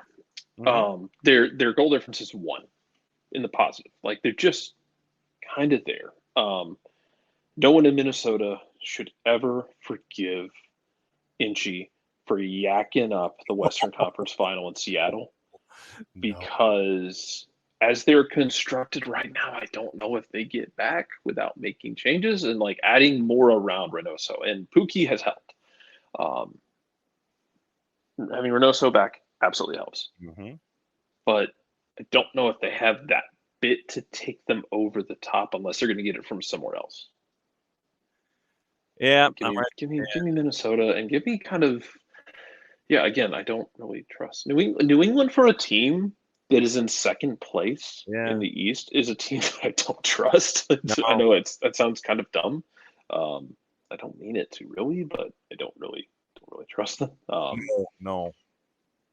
Yeah, previous evidence counselor lends itself to a level of no trust when it comes to Minnesota. Well, the thing about New England though is when New England loses their mojo, they just draw a bunch of games. Yeah, they do. Like they'll just kind of like tread water. They don't go like on these losing streaks necessarily. I just don't know if I trust New England in the playoffs. No. And also your manager might be gone. No one really knows. No one knows. And no one knows where he even is. No one knows where he is.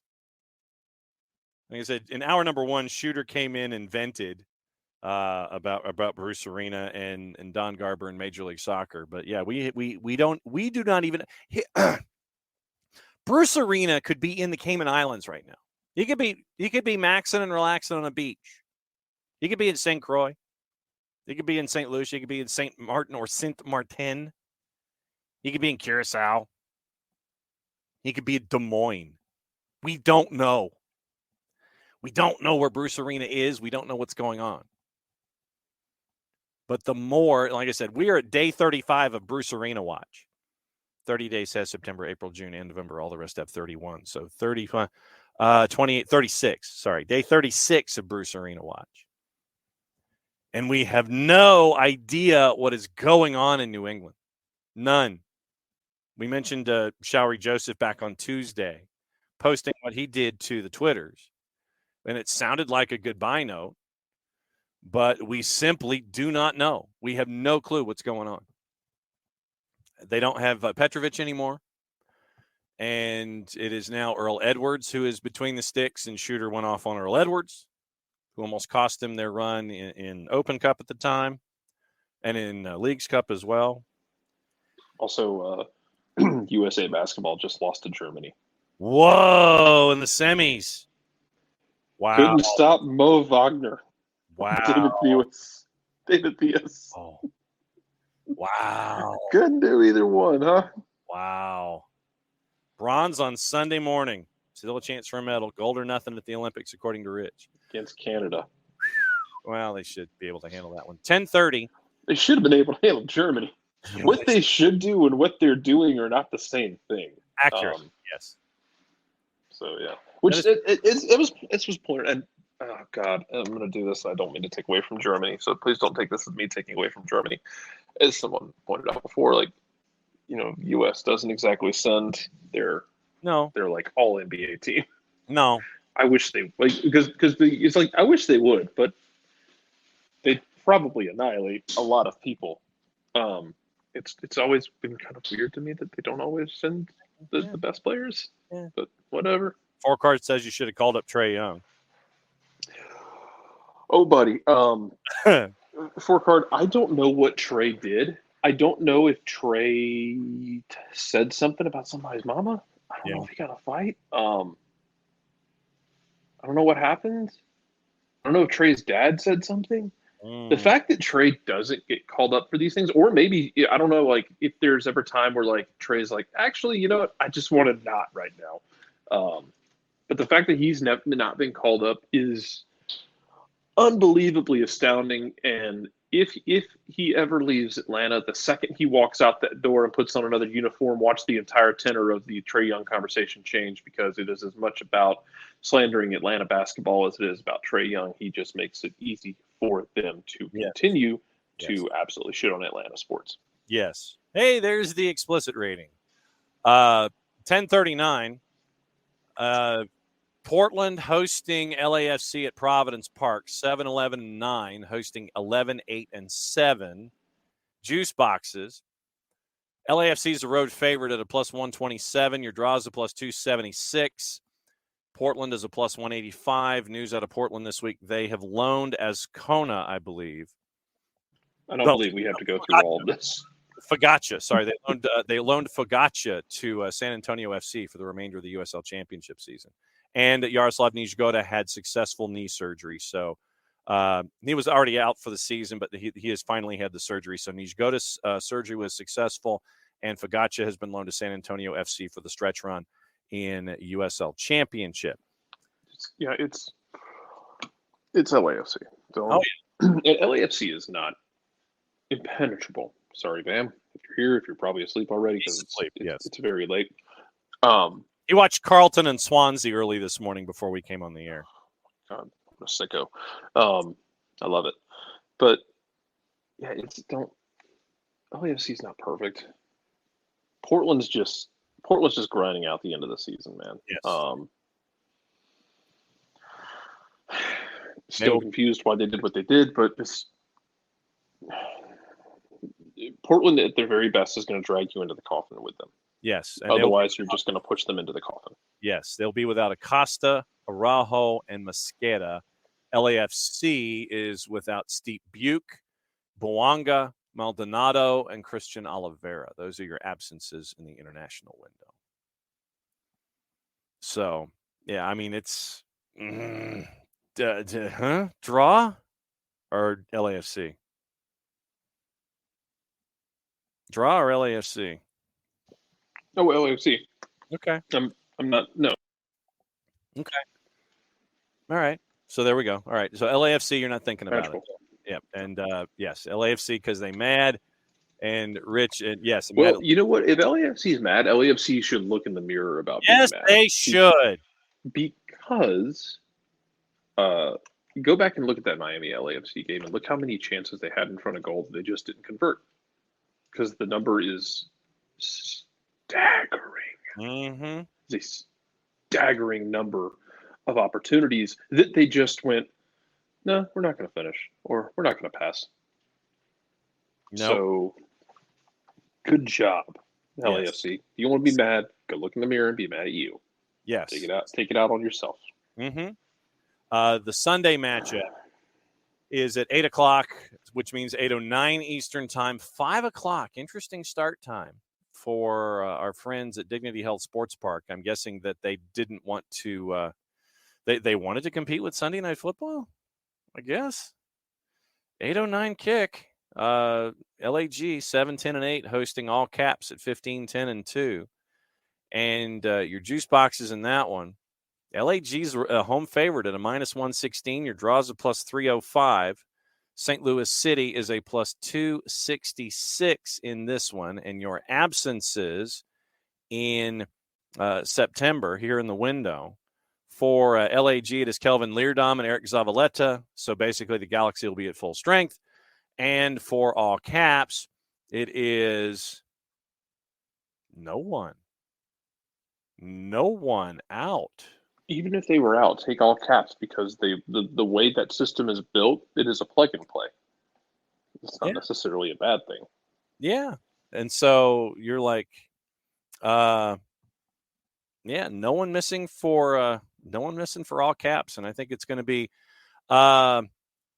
Carson in Inglewood. I mean, it's not necessarily. It's a drive up the 5. Rich with a question about LA geography down here. Carson is, if you're traveling up from Long Beach, it's about halfway from Long Beach to downtown Los Angeles. Then if you go another 20 minutes, Inglewood is like LAX. So it's about another 15 to 20 minutes north, going from Carson to Inglewood. So Carson to Inglewood's like going from LAX to Carson, California. And so it's about, like I said, it's about 20 minutes apart. LA County is not the size of a Georgia County, which would be about the size of Office HD. But I mean, it's like 20 minutes. They're 20 minutes apart, basically. On a good day with traffic, it's like going from the airport to Carson, California. So it's not that bad. Inglewood is where the Fabulous Forum is, and when you're flying into LAX from the east, that's what you see. You fly over that, you fly over Inglewood, and you land at LAX, and then you take the 5 and you go down 20 minutes. And Carson, California, I mean, that is where the Goodyear blimp hangar is.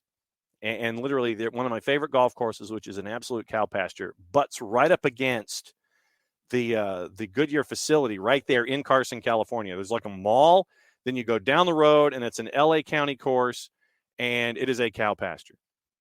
But the 13th hole is right there up against the Goodyear holding facility for the blimp. So, no, I mean, it's about 20 minutes apart on a good day. So, the only thing I consider about the city of Los Angeles is the late 90s Cinematic Classic Volcano, where Tommy Lee Jones has to stop a volcano from erupting in downtown Los Angeles. And basically, like, flooding Sinai with a hospital with lava. Nice. And they use fire trucks and concrete barriers to stop the lava flow. Of course they did. The 90s were an amazing time in cinema, and I miss them. Oh, absolutely. This is also the era that gave us Independence Day and the much maligned cinematic classic Wild Wild West.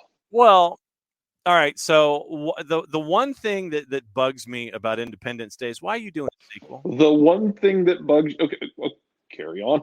Why are you doing the fact that you've narrowed it down to one is what I'm impressed at. Carry on.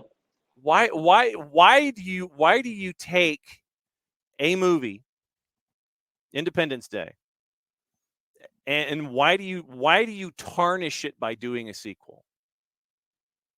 Why do you tarnish it for all of its over the top, all over the top glory, and you want to do a sequel? Why? Why? Money. Will Smith won't do any sequels that are not MIB related. Uh-huh. And he shouldn't have done a third one. Even the second one was kind of questionable. It gave us a few fun moments, but you could have easily just left well enough alone with Men in Black, because Men in Black is damn near perfect. Yeah. Stop making a sequel unless you can guarantee that your sequel is going to have it's going to be like Shrek, where why are we making a sequel? Well, we've decided to make Antonio Banderas into a cat. Yeah. And it's going to be great. And yeah, it was great. Unless you're going to do that, don't bother making a sequel. We didn't get a sequel to Wild Wild West. Didn't need one. Oh, yep. Comments from the back. Okay. Yes. Now, all right. So, and you mentioned money. Well, and Bad Boys once again. Bad Boys original was great. Yeah. Bad Boys 2, okay. And then Bad Boys 3, I mean, I get the idea of circling back to him and Martin Lawrence as older cops and things like that. I get that. I mean, I could understand a time jump where you go from 1 to 3 and 2 didn't exist. But Bad Boys, doing Bad Boys 3, you're kind of like, okay, maybe we shouldn't have. I didn't like Wild Wild West. I did not. As much as it had Kevin Kline in it, I had no desire to watch Wild Wild West as a movie. And one of the weirdest things about Wild Wild West is that there's an entire generation of people who know Kenneth Branagh as a legless villain with a spider kink. Yes. As opposed to one of the greatest Shakespearean actors since Laurence Olivier. Correct. Or is his in his turn in Harry Potter. Yeah. All right. Just for the record, I looked up Independence Day Resurgence. I looked up the sequel. And Wild Wild West is not a good movie. It's a fun movie, though. If it's one of those movies, as a friend of mine always says, whenever stuff like that happens, that you just got to let go. He implies that you just got to let go. Same thing with like the Hobbit movies, which I despise because I love that book. And I hate the Hobbit movies with a fiery passion because of the liberties they took with it. But as he has argued with me many a times, sometimes you just got to let go and be like, okay, you've decided to get weird. Let's just see how weird you can get. And we'll have fun that way. Yeah. I mean, Independence Day Resurgence came out in 2016. And as we search for the whys, Dean Devlin was given a boatload of money after the first one to write a script for it. And he was like, I wrote the script and then, it was like, I didn't like it. So I gave the money back. And so it took him 15 years to pair up with Roland Emmerich to say, yeah, I think we've got something here. The budget for ID Resurgence in 2016 dollars estimated at $165 million. The worldwide gross for ID Resurgence, almost $390 million. So it turned a 150% profit on the budget of that movie. I did not know that. I did not think that it was going to have that kind of a follow-up and sit there and go, yeah, we're going to make $390 million. Did not have that anticipated at all. He was Will Smith, by the way, in the notes, courtesy of our friends at IMDb. Supposed to reprise his role of Stephen Hiller, but Fox refused to meet his request for a $50 million salary for 2 sequels. Emmerich confirmed Smith would not be returning for the sequel, but mentioned Jeff Goldblum would in his role of David Levinson. Highest grossing movie of 1996 at $817.4 million on a $75 million budget. But low key, the best part was Henry Firestein as his boss. Anyway, I don't even know what we were talking about. We're talking about it's like we went down. I know this is my fault. I just don't remember how we got here. I don't either. That's perfect. It's my fault. That's okay. That's fine. It's Friday. Who cares? Yeah, basically. LAFC is going to win. St. Louis is going to win. Yeah. So there you go. And you've got CONCACAF Nations League happening this weekend. You've got a lot of stuff happening this weekend. Rich, iRobot is an incredibly underrated film. Also, one of those first times where we can look back and we should have realized that Alan Tudyk's really good when you just let him disappear into a role. Okay. I'll take your word for it. Absolutely, we'll take your word for it. Let me go to what can be watched here today, because there's a lot to be watched here today. Then we'll get into gossip, rumor, and innuendo before we go. All right. So what you can watch today, and by the way, reminder, if you're trying to sign up for Fanatis, you're signing up for all the other stuff.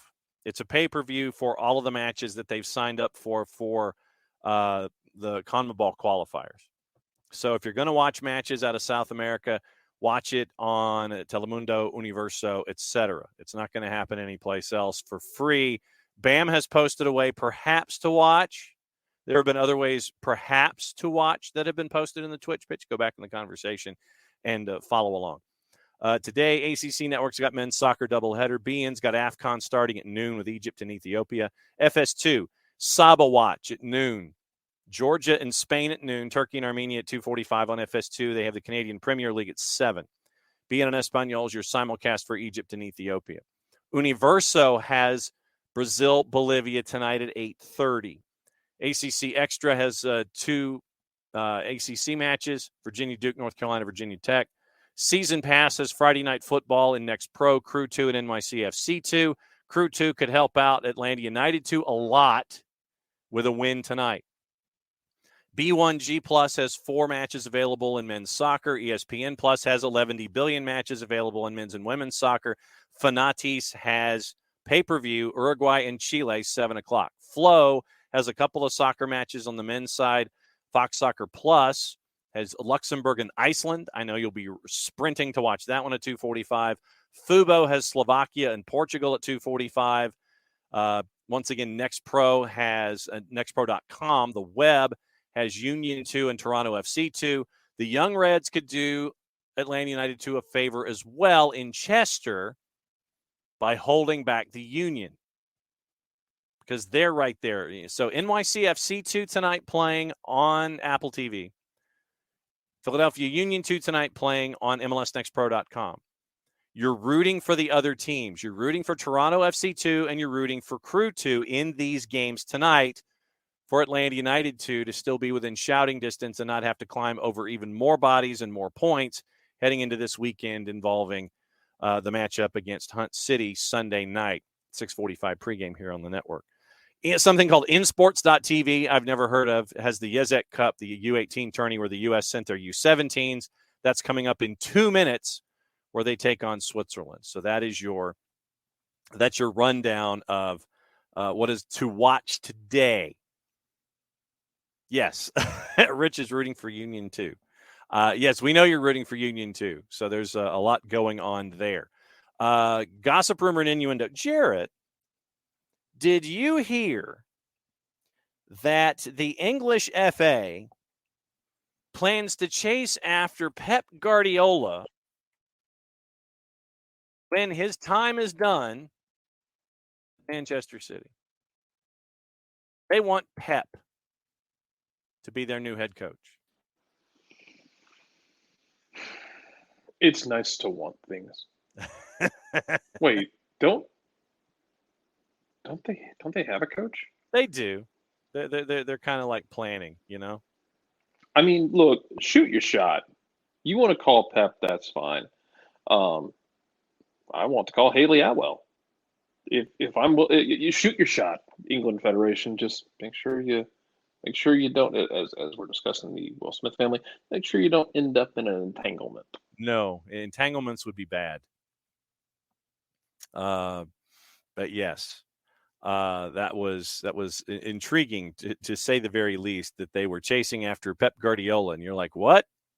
Well, considering that, you know, I would be infinitely amused. By the way, my favorite timeline would be for this to happen, and for Garrett Southgate to go run another nation and win a World Cup or a Euro with that other nation. I want as much hell as I can generate. Oh, absolutely. Like, and part of this is also we started watching Good Omens, and all I can think now is just how much suffering can you lay down as a non-demon when the main demon's Crowley's great achievements are the selfie, the M25 around London, and the city of Manchester is one of his greatest achievements in suffering. English national team should also be one of those because they are an achievement in suffering. Mm-hmm. That is absolutely true. I'm trying to see what other headlines are available because remember, you can't anymore. You can. I think the only major league that's available right now is Turkey, and I think they have another week when it comes to. That might be where Jota ends up, as you mentioned yesterday. Yes. Well, I mean, it's like what's left, you know? Yeah. So background on that one, y'all. Jota, not the same one from Liverpool, but the one who was at Celtic, went to the Middle East on like a $25 million transfer, which is more than Celtic would have ever gotten for him, probably otherwise. He got a huge salary. Celtic got $25 million. Everyone walked away from the table happy, except now he's probably not even going to be registered for his club because then they went on an even bigger shopping spree. So now he might not even be registered. He might just be sitting in limbo. Turkey might be his only chance. He's going to have to go play for like Galatasaray or one of the smaller clubs probably. The Pep Guardiola desire to coach a national team comes from the 4-letter paper. So use the information at your own peril. Made his desire to manage a national team well known. Southgate's contract expires after the Euro 24, and the 4-letter paper said that he's set to leave the position following the tournament. And so now the 4-letter paper and everybody else, the FA's dream is now to have Pep Guardiola at the helm for the time when they don't renew, allegedly, possibly, probably, apparently, don't renew Gareth Southgate's contract. Pep's contract right now is through 2025. But once again, it's about controlling the asset. That's what we know. So the 4-letter paper is trying to connect the dots. Southgate leaves, Guardiola comes in, and there you go. Knicks. John, have you said anything about Messi and turf? No. The only thing I have seen recently was Lionel Messi saying it was not a problem, that he did it when he was training as a young athlete, and it's just getting adjusted to it. It's nothing. Nothing has been said where he has said he will not play on turf, or like a triple negative in a sentence. What should concern anyone is schedule compression. For any but I mean, Pep has already talked about that. Yes. But like, I'm pretty sure we haven't had anything new where Messi came out and said explicitly he's not going to play on turf. I don't know where people are getting this. And then the problem is they're just talking out one side of their ass, and then everyone picks it up, and then everyone just assumes because it's on the damn social media apps that it's gospel. When you have no background to inspire that it's gospel, unless we absolutely miss something. Correct. I have seen nothing, and I have seen nothing from any kind of a credible source. I mean, asking if there's been an update, cool, that's fine. But like the amount of people run around like he said he's not going to play on turf. This is like, we haven't had any confirmation like that. Yeah, we've had no confirmation about anything when it comes to any of that. So, just chill. That's the words I'm going to use. I'm going to say just chill. Actively begging you to. Yes.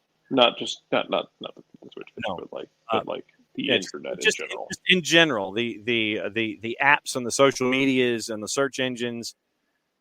I have always maintained and will continue to maintain. Keep an eye on schedule compression more than the surface that anyone would be playing on. Well, and also remember, remember, Knicks, 9 players are on international duty right now. So it's not just Messi that would be attached to this. I mean, literally, we talked about who's out for Messi and friends.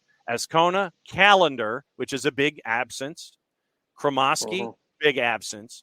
Gomez, Krivtsov, who you'd like to be able to run around and run past if you're, Yakimakis or anybody. So you'd like to have him at the back line, but you never know.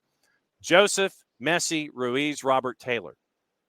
Focus on travel back from international plans for guys like Callender, Kramoski, Krivtsov, Joseph, Messi, and Taylor.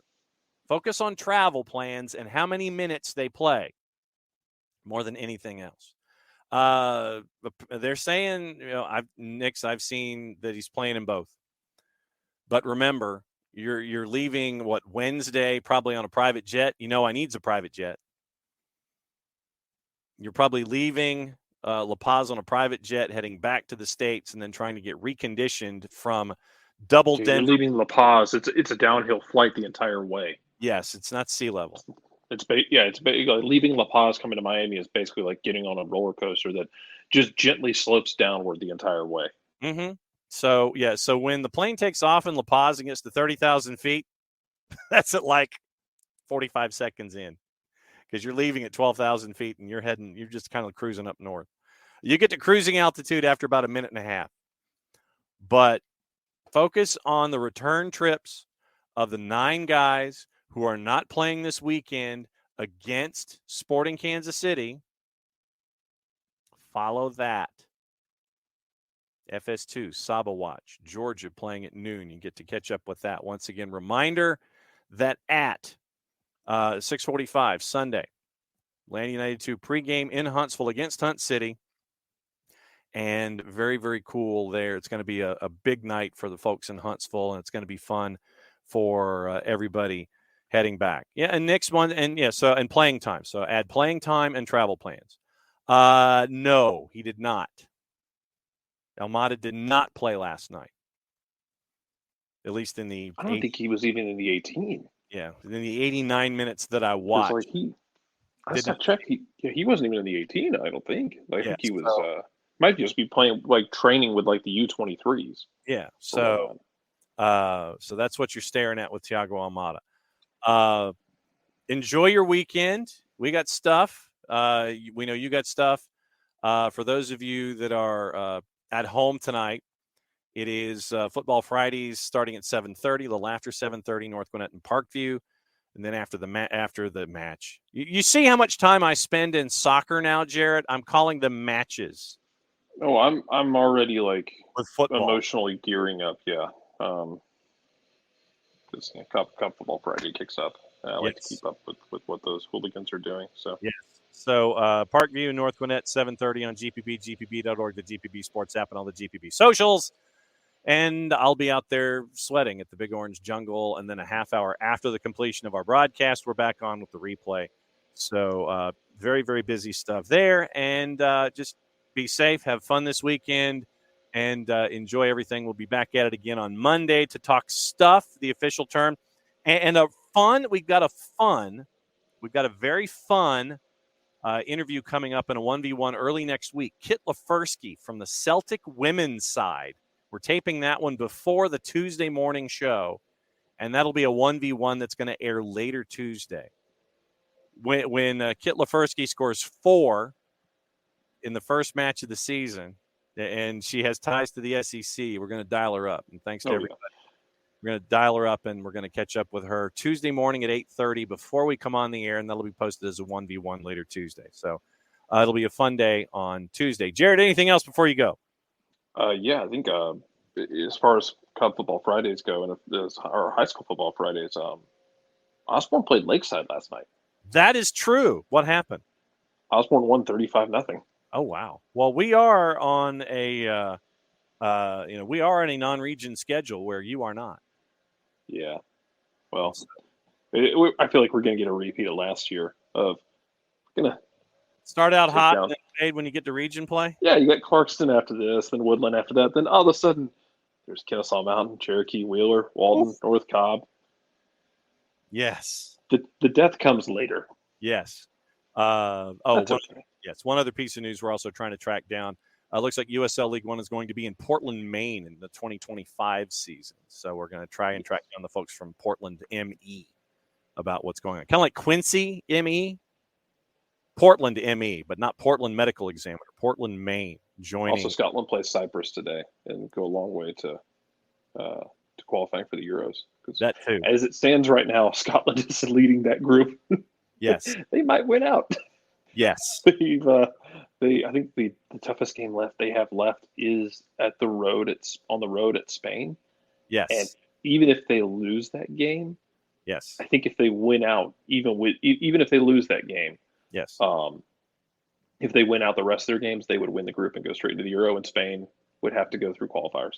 There you go. Which would be hilarious. Yes, and we'll be keeping an eye on that. We'll let you know what's going on. On Monday as the international windows continue. We're tracking down guests at Atlanta United. There's a lot of stuff to talk about with them. Bunch of different topics, and we'll be back at it again on Monday morning, 9:05. Jarrett, send us home. Mucho platio. What he said. Enjoy the games this weekend. We'll see you Monday.